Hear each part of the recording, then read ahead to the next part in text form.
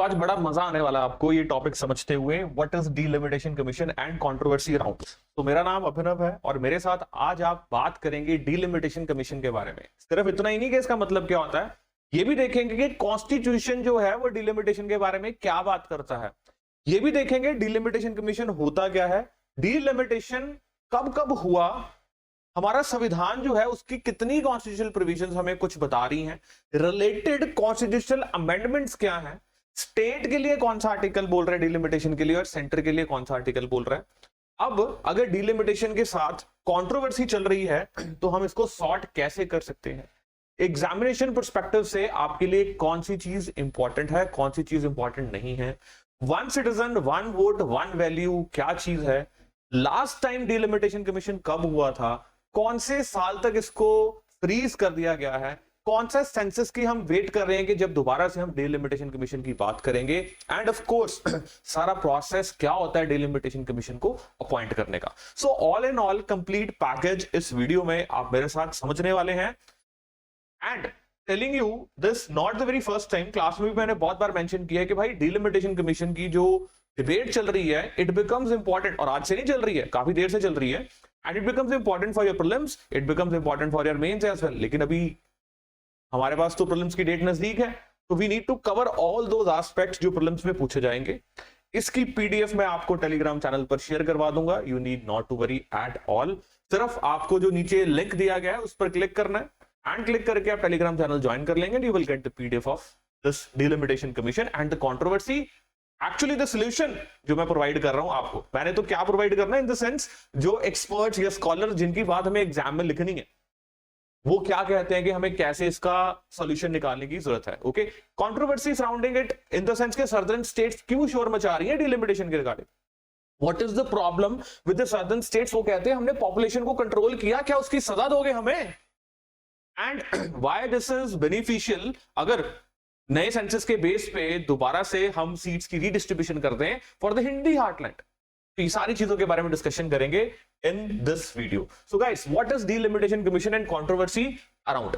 तो सबसे पहले तो आपको कुछ कॉन्स्टिट्यूशनल प्रोविजंस के बारे में जानना है जो आपका बेस बनाएंगी, एंड फिर आपको क्या देखना है, आपको कॉन्स्टिट्यूशनल अमेंडमेंट्स को भी देखना है। तो मैं बहुत ज्यादा कोई आर्टिकल्स नहीं बताने वाला हूं, कुछ आर्टिकल्स बता रहा हूं, जिसमें सबसे पहला आर्टिकल आपके पास क्या है जी, आर्टिकल 81। अब when we talk about article 81, what it is saying, ये कह रहा है the principle of one citizen one vote one value lay down under article 81। What is this one citizen one vote one value. अब देखिए, universal adult franchise तो हमें पता है अच्छे से कि सभी को वोट डालने का अधिकार होना चाहिए, रिस्पेक्टिव ऑफ द फैक्ट कि वो मर्द है वो औरत है, बट 18 साल से ऊपर वाली एज ग्रुप के, वो बुजुर्ग है, वो कौन सी कास्ट को बिलोंग करता है, कौन से कलर को बिलोंग करता है, डजंट मैटर। ऑलराइट, लेकिन ये वैल्यू वाला क्या सीन है, वैल्यू वाला सीन ये है कि सपोज कीजिए एक स्टेट है, हम हाइपोथेटिकल एग्जांपल्स लेके चलते हैं, स्टेट्स का नाम असली लेंगे लेकिन गिनती हाइपोथेटिकल रखेंगे ताकि आपको समझने में आसानी रहे। सपोज कीजिए मैं पंजाब की बात करता हूं, एंड पंजाब में टोटल 100 लोग रह रहे हैं इन टोटल, ओके, एंड इसको हमने सीट्स कितनी दी हैं, सपोज कीजिए हमने इसको सीट्स दे दी 5, एमपी की सीट्स, लोकसभा की सीट्स हमने कितनी दे दी, 5 सीट्स। Is that clear. तो बात हम किसकी कर रहे हैं, पंजाब की। पॉपुलेशन कितनी है इसमें, मैंने बोला 100, this is the population. That means हर एक सीट के पीछे 20 लोग जो हैं, आई मीन टू से एक सीट जो है वो 20 लोगों को क्या कर रही है, रिप्रेजेंट कर रही है, करेक्ट। अब सपोज कीजिए दूसरी स्टेट की बात करते हैं, लेटर से हम यूपी की बात करते हैं, उत्तर प्रदेश की बात करते हैं। अब उत्तर प्रदेश की जो पॉपुलेशन है वो 100 नहीं है, वो कितनी है, लेटर से 1000 है, और इसको भी कितनी सीट्स दे दी हैं, 5 सीट्स दे दी हैं। व्हाट डज दैट मीन कि एक सीट 200 लोगों को रिप्रेजेंट कर रही है। तो this is not the same value which we are talking about. What we want to say कि कॉन्स्टिट्यूएंसीज जो हैं, सॉरी, कॉन्स्टिट्यूएंसीज जो हैं उनको ऐसे ड्रॉ करना चाहिए कि हर स्टेट में मोर और लेस जो रिप्रेजेंटेशन है वो सेम हो, यानी कि एक सीट के पीछे उतनी ही पॉपुलेशन हो, उससे ज्यादा ना हो। आर यू गेटिंग मी, कि मतलब यूपी में भी कुछ ऐसा होना चाहिए था, शायद आप सीट्स बढ़ा देते उसकी, अगर आप सीट्स को इंक्रीज कर देते, लेटर से आप 50 सीट्स इनको दे देते, then what would have happened, again 20 लोगों के पीछे आपको एक सीट आ जानी थी अगर 50 सीट्स होती, isn't it. So are you getting me और not. So this is what is the ideal situation which we want. यही आइडियल सिचुएशन है जो हम बात कर रहे हैं, एंड ये जो आइडियल सिचुएशन के बारे में मैं आपके साथ जिक्र कर रहा हूं, आपके एग्जाम पर्सपेक्टिव से ये value is very much important. Okay, So let me explore more. Let me tell you more about this. ये डिलिमिटेशन कमीशन का 81 आर्टिकल हम समझ गए कि what it is talking about. Delimitation की जब मैं बात करता हूं आपके साथ, it is actually redrawing the boundaries. मतलब व्हाट हैपेंस जब भी पॉपुलेशन बढ़ती है तो ये सीट्स के अरेंजमेंट भी तो चेंज होने चाहिए, बढ़ने चाहिए. पॉपुलेशन कई बार माइग्रेट कर जाती है, एक ही एरिया में पॉपुलेशन बढ़ जाती है, किसी स्टेट की पॉपुलेशन बढ़ रही है, किसी स्टेट की पॉपुलेशन कम हो रही है, और अगर आप एडजस्ट नहीं करेंगे, बाउंड्रीज को डीलिमिट करके रीड्रॉ नहीं करेंगे, व्हाट विल हैपन? ये जो प्रिंसिपल है one citizen one vote one value, ये क्या हो जाएगा? डिस्टर्ब हो जाएगा. तो इस चीज को ध्यान में रखते हुए हमारा संविधान बात करता है कि भाई आप हर सेंसस के बाद क्या कर सकते हैं, जब भी जनगणना होगी, जब भी आपको पता लगेगा पॉपुलेशन बढ़ गई, आप दोबारा से रीड्रॉ कर लीजिए बाउंड्रीज, कोई दिक्कत ही नहीं है. अगर किसी पर्टिकुलर स्टेट में 10 सीट्स है, पॉपुलेशन बढ़ गई है, अकॉर्डिंगली आप उसकी 13 सीट्स कर दीजिए, 15 सीट्स कर दीजिए. अभी हम लोकसभा की बात कर रहे हैं. This holds true for MLA seats also. State legislative assemblies की बाउंड्री रीएडजस्टमेंट में भी ये सेम ही चीज आ रही है. आई होप यहां तक आपको ये चीज क्लियर आई है, क्लियर होगी है. ओके, तो same is happening with that also, same is happening with the Lok Sabha also. अब संविधान तो हमें कह रहा है कि आप डिलिमिट कर लीजिए. अब देखते हैं कौन सी कॉन्स्टिट्यूशनल प्रोविजन है जो बात कर रही है. नाउ सी, आर्टिकल 82 जो है, let me just remove this. Okay, article 82 जो है वो बात कर रहा है लोकसभा की सीट्स के बारे में. आर्टिकल 170 जो है वो बात कर रहा है स्टेट लेजिस्लेटिव असेंबलीज के बारे में. और ये क्या कह रहे हैं? ये कह रहे हैं दोनों आर्टिकल्स कि हर सेंसस के बाद जो कॉन्स्टिट्यूएंसीज हैं उनको रीएडजस्ट किया जाएगा. As simple as that. So you need not to do anything. 81, 82, 170. 170 for state legislative assemblies and the readjustment of the constituencies after each census. That's it. अब ये क्या कह रहे हैं आर्टिकल्स? ये कह रहे हैं कि क्या किया जाएगा, पार्लियामेंट को पावर दी जाती है कि वो क्या कर सकती है, डिलिमिटेशन कमीशन बना सकती है. एंड डिलिमिटेशन कमीशन बना के उसको जिम्मेवारी दे सकती है क्या, कि भाई आप देखिए कितनी पॉपुलेशन बढ़ गई, किस स्टेट को कितनी सीट्स और देनी चाहिए, किस स्टेट से कितनी सीट्स लेनी चाहिए, बाउंड्रीज आपको बढ़ाने की जरूरत है, ऑल्टर करने की जरूरत है, जो भी करने की जरूरत है. आर्टिकल 82 एम्पावर कर रहा है पार्लियामेंट को कि आप क्या कर सकते हैं, डिलिमिटेशन कमीशन बना सकते हैं, जिसका काम होगा रीड्रॉइंग द बाउंड्रीज. क्यों? क्योंकि अब पॉपुलेशन चेंज हो गई है. किसके बेस पे? सेंसस के बेस पे. Is that clear here? Okay fine. अब बात ये थी कि जैसे इंडिया की पॉपुलेशन बढ़ रही है तो फिर सीट्स बढ़ती जाएंगी, बढ़ती जाएंगी, बढ़ती जाएंगी. और क्या हमें देखने को मिल रहा था? हमें देखने को मिल रहा था कि जो हिंदी हार्टलैंड है, for example you have UP, you have Bihar, यहां की पॉपुलेशन बड़ी जल्दी से बढ़ रही थी vis-a-vis compare to the southern states, या फिर नॉर्दर्न स्टेट्स लाइक हम पंजाब की बात करें तो इतनी पॉपुलेशन तेजी से नहीं बढ़ रही थी. तो ये स्टेट स्केप्टिकल थी. मतलब इनके मन में एक डर था कि भाई अगर आप हर सेंसस के बेस पे बाउंड्रीज चेंज करते जाएंगे, सीट्स चेंज करते जाएंगे, बढ़ाते जाएंगे सीट्स, व्हाट विल हैपन, हम तो अपनी रिप्रेजेंटेशन लूज कर देंगे लोकसभा में. क्योंकि ये जो हिंदी हार्टलैंड वाले स्टेट्स हैं जहां पॉपुलेशन बढ़ रही है, इनका एरिया भी बड़ा है, इनको ज्यादा रिप्रेजेंटेशन मिलेगी. तो एज अ कॉन्सिक्वेंस हमारा जो अस्तित्व है उसके ऊपर तो क्वेश्चन मार्क है. हमारी रिप्रेजेंटेशन उतनी बराबर नहीं है. आप इस चीज का ख्याल कीजिए. तो इस चीज को ख्याल करके क्या किया गया था, फिर डिलिमिटेशन कमीशन को रोका गया था. मतलब बोला गया था कि भाई अभी जो चीज चल रही है हम 1971 सेंसस के अकॉर्डिंग ही लेकर चलेंगे. मतलब वहां पर लोकसभा की सीट्स को भी फ्रीज कर दिया गया था कि इससे ज्यादा अब नहीं बढ़ेंगे. कौन सा सेंसस? 1971 का सेंसस. कि अब इसके बाद हम आगे सीट्स को नहीं बढ़ाएंगे, एडजस्ट नहीं करेंगे.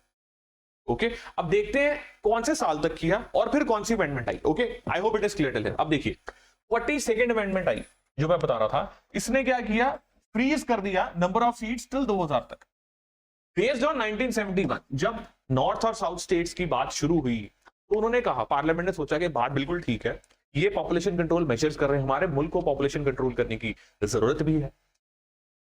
अब हम क्या करें? उन्होंने 42nd अमेंडमेंट की संविधान में और बोला भाई नंबर ऑफ सीट्स जो है 2000 तक हम क्या करते हैं, फ्रीज करते हैं. साल 2000 तक, मतलब साल 2000 तक, अगले 30 साल के लिए कुछ चेंज नहीं किया जाएगा. इतनी ही सीट्स रहेंगी, जिस स्टेट को जितनी मिली है उतनी ही मिलती रहेगी, कोई उसमें बदलाव नहीं होगा. ऑलराइट, चाहे पॉपुलेशन बढ़ रही है, कम हो रही है, 2000 तक हम कुछ नहीं करेंगे. और कौन से सेंसस के अकॉर्डिंग सीट्स की डिस्ट्रीब्यूशन हो चुकी थी? 1971 सेंसस के according. I hope it is clear. अच्छा, उसके बाद जब 2000 साल नजदीक आ गया तब बोला गया कि यार अब तो फिर करना पड़ेगा, दोबारा से सेंसस करना पड़ेगा. फिर शोर मचना शुरू हो गया. फिर शोर मचना शुरू हो गया कि नहीं, ऐसा कैसे कर सकते हैं, हमारी रिप्रेजेंटेशन कम हो जाएगी. तो पार्लियामेंट ने क्या किया, पार्लियामेंट ने एक और अमेंडमेंट कर दी, 84th कॉन्स्टिट्यूशनल अमेंडमेंट कर देगी.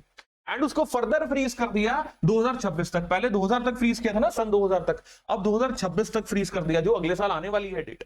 और बोला गया कि 1971 का जो सेंसस है उसकी पॉपुलेशन के बेस पे जितनी लोकसभा की सीट्स हैं, जितनी सभी स्टेट्स को सीट्स दी गई हैं, जितनी कॉन्स्टिट्यूशन की आई मीन टू से जितनी हमने कॉन्स्टिट्यूएंसीज की बाउंड्रीज रीड्रॉ कर ली हैं, उसको फ्रीज किया था 1971 के सेंसस के बेस पे। गाइस क्या बोला मैंने आपको, 1971 के सेंसस के बेस पे। आज देख लो तकरीबन मोर देन 50 इयर्स हो गए इस बात को, मोर देन 50 इयर्स। तो तब की जो पॉपुलेशन थी उसके बेस पे हमारे को लोकसभा में जो सीट्स दी गई थी वही आज तक चलती आ रही है। एंड पहले तो 2000 तक सन फ्रीज किया था ना, वो 42nd अमेंडमेंट के साथ था, 84th कॉन्स्टिट्यूशन अमेंडमेंट ने इसको फ्रीज कर दिया 2026 तक। अब सिंस 2026 नजदीक आ रहा है, अब शोर मच रहा है। साउथ इंडिया जो है, सर्दर्न स्टेट्स जो हैं, Tamil Nadu, Karnataka, they are saying कि भाई हमने तो पॉपुलेशन कंट्रोल की है, अब अगर आप सेंसस के बेस पे इसको चेंज करने वाले हैं, रीएडजस्ट करने वाले हैं, that will be detrimental for us. हमारे लिए वो क्या हो जाएगा, डेट्रीमेंटल हो जाएगा, it is not good for us, हमारी रिप्रेजेंटेशन कम हो जाएगी। एंड हमारे अमित शाह जो मिनिस्टर हैं वो क्या कह रहे हैं कि आप घबराइए मत, आपका कोई नुकसान नहीं होगा, कोई भी ऐसा मैं कदम नहीं उठाऊंगा जिससे आपकी रिप्रेजेंटेशन कम हो। अब भाई फिर डिलिमिटेशन नहीं करोगे, what are you going to do? ये हमें सॉल्यूशंस के बारे में देखना है आज इस लेक्चर में जो हमारा चल ही रहा है। अब देखिए डिलिमिटेशन मैंने आपको समझा दिया, जस्ट गोइंग टू रीड। तो रीड्राइंग द बाउंड्री, इतना समझिए, रीड्राइंग द बाउंड्रीज, कहां की बाउंड्रीज, कॉन्स्टिट्यूएंसीज की बाउंड्री। क्यों? क्योंकि पॉपुलेशन चेंज हो गई है। कैसे पता लगा? सेंसस से पता लगा। तो आप रीडिस्ट्रीब्यूशन कर दीजिए सीट्स की एंड बाउंड्रीज की। So delimitation means the process of fixing the number of seats and boundaries of territorial constituencies in each state for the Lok Sabha and Legislative Assembly. दोनों के लिए delimitation, और दोनों की constitutional provisions मैंने आपके साथ बात भी की, Article 82 and Article 170. So it also includes determining the seats to be reserved for SC and ST. So SC and ST के लिए भी ये determine करता है। And if I tell you, जो हम 2002 की बात कर रहे हैं, उस समय भी लास्ट जो हमें डिलिमिटेशन देखने को मिलता है वो 2002 में ही देखने को मिलता है। एंड वो जो डिलिमिटेशन था that was only for SC and ST, not otherwise. तो total number of seats change नहीं की थी, लेकिन एससी एंड एसटी की पॉपुलेशन के बेस पे इनको कितनी रिजर्व सीट्स देनी चाहिए, कितनी नहीं देनी चाहिए, वो डिटरमाइन किया गया था। याद रखिएगा। तो लास्ट डिलिमिटेशन कमीशन 2002 में, सेंसस 1971, फिर 2000 जो एक के करीब आपको सेंसस देखने को मिला था, उसका जो डिलिमिटेशन था that was only for SC and ST. तो number of seats in the Lok Sabha based on 1951, okay that is right. फिर 1961 में हुआ, 1971 का सेंसस हुआ, एंड ये सीट्स फिक्स की गई थी when the population was 36 lakh 36 CR, 43 CR and 54.8 CR respectively. ये numbers are not that relevant, ये तीन डेट्स रेलेवेंट है कि तीन सेंसस आपको देखने को मिलते हैं, okay. And this broadly translates to what, कि 10 लाख लोगों के पीछे, अभी रिसेंटली 1971 की बात करें तो 10 लाख लोगों के पीछे एक सीट है, okay. However, it has been frozen as per 1971 census in order to encourage population control measures. Fine, ये भी चीज हमने समझ ली है। And this was done through 42nd Amendment Act till the year 2000 and was extended by 84th Constitutional Amendment Act till the year 2026. Hence, the population based on which the number of seat is allocated refers to the population as per 1971 census. तो जो population के base के ऊपर आज हमें लोकसभा में seats दिख रही हैं या स्टेट लेजिस्लेटिव असेंबलीज में सीट्स दिख रही हैं, वो पॉपुलेशन 1971 की है, जो क्या कह रही है कि हर 10 लाख के पीछे एक सीट। बट एनीवे पॉपुलेशन तो बढ़ चुकी है। उस समय पॉपुलेशन कितनी थी मैंने आपको भी बताया, हमारी पॉपुलेशन उस समय 50 CR थी, अभी तो कितनी हो गई है, 150 करोड़ हो गई है, isn't it? तो अप्रोक्सीमेटली 30 लाख के पीछे हमें नजर आता है एक seat, okay. So this number will be readjusted based on the first census after 2026. तो 2021 में सेंसस होना था, कोरोना की वजह से लेट हो गया और फिर गवर्नमेंट की वजह से और लेट हो गया। अब हमें क्या देखने को मिल रहा है कि 2026 जो है, ओके, इसके बाद जो पहला सेंसस होगा उसके बेस के ऊपर रीएडजस्टमेंट की जाएगी। तो boundaries of the territorial constituencies were readjusted without changing the number of seats for, I mean to say SC and ST को इनकी पॉपुलेशन के बेस पे दोबारा से एडजस्टमेंट की गई थी 2001 के सेंसस के बेस पे। अब दोबारा से 2026 में की जाए, आई मीन टू से 2026 के बाद दोबारा डिलिमिटेशन कमीशन जब आएगा तब दोबारा की जाएगी। सो मेरा पॉइंट क्या है, आपको 1971 आपको याद रहना चाहिए, उसके बेस पे लोकसभा की सारी एडजस्टमेंट हुई है स्टेट लेजिस्लेटिव असेंबलीज की, लेकिन जो एससी एंड एसटी की है वो 2001 के सेंसस के बेस पे। Very very very important, okay. Now what is the issue? States which control the population are skeptical with respect to losing the representation in Lok Sabha. बिल्कुल सही बात है, they are saying we will be losing the representation in the Lok Sabha क्योंकि हमने अपने population को कम किया। And अगर आप 2026 के बाद के सेंसस के बेस पे डिस्ट्रीब्यूशन करोगे तो मुश्किल हो जाएगी हमारे लिए। अब सोल्यूशन क्या है जी? अब सोल्यूशन ये है देखिए हम क्या कर सकते हैं, लोकसभा में जितने एमपीज हैं उनको कैप कर दीजिए, मतलब जितनी सीट्स हैं उतनी सीट्स रहने दीजिए, क्योंकि इंपॉर्टेंट मुद्दों के ऊपर जो बनता है उसके लिए you need not to send more people to the Lok Sabha, alright, ताकि जो स्टेट्स हैं उनके मन में ये ना है कि हमारी रिप्रेजेंटेशन कम है। तो लोकसभा में जितनी सीट्स हैं उसको वहीं कैप कर दीजिए, उसको आपको बढ़ाने की जरूरत नहीं है। 543 पे यू कैप इट कि हम इनको नहीं बढ़ाएंगे। डिलिमिटेशन कमीशन जो है वो अपना एक्सरसाइज सारी कंप्लीट करे, but do not increase the seats, इसको 543 पर ही रहने दीजिए। You want to redraw the boundaries, go ahead, but do not increase or decrease the number of seats which are allocated to the states, each state. Talking about the state legislative assemblies, MLA की seats, उसमें delimitation commission constituencies adjust करने के साथ साथ उनकी seats भी बढ़ा दे, तब तो स्टेट्स को कुछ नहीं है ना। अगर किसी की 117 सीट्स हैं स्टेट की और उसके पॉपुलेशन को कंसिडर करते हुए अगर 360 सीट्स देने की बात है तो जाने दो, नो प्रॉब्लम, गेटिंग मी और नॉट। तो internal as in state legislative assemblies को कितनी सीट्स होनी चाहिए वो बढ़ा दो आप, नो प्रॉब्लम, लेकिन लोकसभा की सीट्स को कैप कर दो ताकि किसी भी स्टेट को ऐसा ना लगे कि मेरी रिप्रेजेंटेशन कम हो गई है। This is the solution which we can give. So this will maintain what, uphold the federal principle also, okay, and the number of MLAs in each state may be increased in line with the current population without changing the number of Rajya Sabha seats. Rajya Sabha seats को नहीं छेड़ रहे हम, to address the democratic representation requirement। अच्छा, the most important reform in दोनों के अलावा, अब आपको समझ आ गया इसका सोल्यूशन क्या हो सकता है कि लोकसभा की सीट्स को मत छेड़ो, कैप कर दो 543, लेकिन डिफरेंट स्टेट्स में एमएलए की सीट्स को बढ़ा दीजिए based on the population. And one more thing which I would like to discuss over here कि अभी हमें पंचायती राज इंस्टीट्यूशन को स्ट्रेंथन करने की जरूरत है, जहां पर असली पावर लोग एक्सरसाइज करते हैं। हमें लोकल सेल्फ गवर्नमेंट, म्युनिसिपैलिटीज, इन इंस्टीट्यूशंस को स्ट्रेंथन करना है, क्योंकि रोज का राब्ता है, रिलेशन है लोगों का। तो if we are going to strengthen this, तब जाके यहां पर रियल डेमोक्रेसी जो गांधी जी ने इन्विजन की थी, जो बाबा साहेब अंबेडकर ने इन्विजन की थी, जो हमारे शहीद भगत सिंह ने एनविसेज किया था, हम उसको रियलिटी में तभी ला पाए। तो guys, I hope it is clear. आपके लिए भी इंपॉर्टेंट क्या था, article 81, article 82, article 170, 42nd constitutional amendment, 84th constitutional amendment, 1971, 2001 census, 2002 delimitation, and then 2026 की date, right. And what is the solution which we have discussed. Delimitation का मतलब क्या होता है, और इंपॉर्टेंट प्रोसेस क्या है। देखिए, प्रेसिडेंट अपॉइंट करता है डिलिमिटेशन कमीशन को, वेरी इंपॉर्टेंट। प्रेसिडेंट जो है वो डिलिमिटेशन कमीशन को अपॉइंट करता है। देखो, कॉन्स्टिट्यूशन पार्लियामेंट को एम्पावर कर रहा है कि भाई तो डिलिमिटेशन कमीशन बना ले, कोई बात नहीं, लेकिन अब हो कैसे रहा है, अपॉइंट कौन कर रहा है, डिलिमिटेशन कमीशन को प्रेसिडेंट अपॉइंट कर रहा है। डिलिमिटेशन कमीशन को हेड कौन करेगा, रिटायर्ड जज of the supreme court, and comprising the chief election commissioner and his representative and the state election commissioners. Very very very important from examination perspective. Examination perspective पे आपको ये भी देखना है कि लोकल सेल्फ गवर्नमेंट्स के ये प्रोसेस को कैसे एक्सरसाइज किया जाता है, okay. So in addition, associate और co-opted members are appointed for each state or union territory undergoing delimitation. These members are sitting MPs होते हैं appointed by the speaker of the Lok Sabha, MLAs appointed by the speaker of the legislative assemblies and so on, okay. तो associate members जो होते हैं वो inputs देते हैं, advice देते हैं, बट उनको डिसीजन मेकिंग की पावर नहीं होती है, ना ही राइट टू वोट होता है। वोटिंग इज रिक्वायर्ड, अगर किसी मैटर पे voting required. I hope guys it is pretty much clear to you. ऐसे बहुत सारे कॉन्सेप्ट्स हैं जो यूट्यूब पर करते जाते हैं, क्लास में और डिटेल में करते हैं। यू नो दैट अभी कंक्लूड हुआ आपका पॉलिटी का बैच, एंड मैंने बोला भी था आपको एक बड़ा इंपॉर्टेंट मुद्दा आपके लिए यूट्यूब पर लेके आऊंगा, that is delimitation commission and the controversy surrounding it, and it is done once and for all. कभी भूलेगी नहीं आपको, बस याद रखिएगा इंट्रोडक्शन में मैंने क्या बोला। हाँ, और ज्यादा रिलेट करना है मेरे साथ, क्लास में बैठ के पढ़ना, तो नंबर पे कॉल कीजिए और कॉल करके जस्ट आ जाइए क्लास में। Thank you.